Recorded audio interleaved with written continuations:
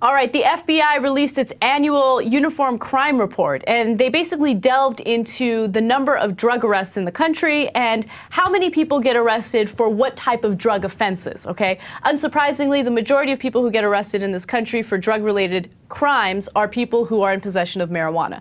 So, look, we've done this similar story a million times, right? But you delve into the numbers. It's weird. What do you think the percentage are for the number of stories we've done where the war on drugs is working? It's a success.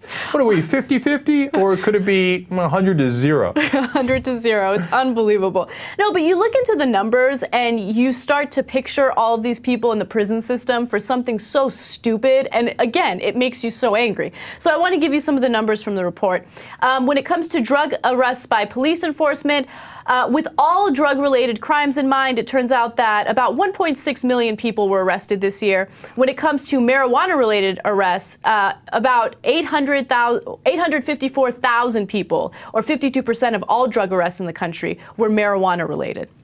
And 88% of those are possession. Yes, and only 12% are sale and manufacture. I can't believe that. Yeah. I can't believe it. Just for possession. We're wasting so much money. It's unbelievable. Now, look, I get it. A lot of times they get a plea deal. So if they were doing a sale, they plead down to possession, right? So some percentage of that is misleading. Right? So I understand that. Even then, 88% for possession. What are we doing? I mean, look, we did this in Prohibition, and back then you would have been arrested for possession of alcohol. Now that's something that's celebrated, like in every single football game. Oh, the Coors Light commercial, the Miller. You're not a real man if you don't drink Miller Lite. That's awesome. That's back to being awesome. That was a constitutional amendment, okay? That's how serious they took it. Then they were like, oops, it turns out people like to get drunk and get a good buzz on. Many years from now, it seems like it's going to be 100 years from now or longer. People will say, what, we're arresting people because they wanted to get a buzz off of pot instead of buzz off of alcohol? But right? do you think we're headed in that direction? I mean, it seems like we are, because you have states like California that have legalized medicinal marijuana, yada, yada, yada. But at the same time, so many people make money off criminalizing marijuana. And if those people continue fattening up the pockets of politicians, there will always be a prohibition on drugs. No, I know. Wrong forever on the throne. But here's the thing, though, right?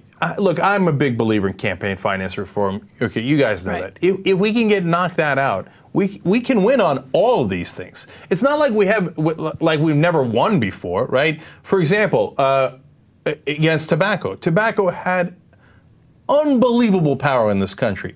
But we have largely won that fight, where we have let people know they're lying, it does cause cancer, you should watch out for it. We have done great education, the number of smokers has gone down. We can win. Now in this case, the correctional facilities have a lot of power through a group called ALEC, we've discussed before, they influence legislation, but they're nowhere near as powerful as the tobacco companies used to be. So we can win, we just got to get to a fair system in our democracy where we're actually voting on ideas instead of who pays them more.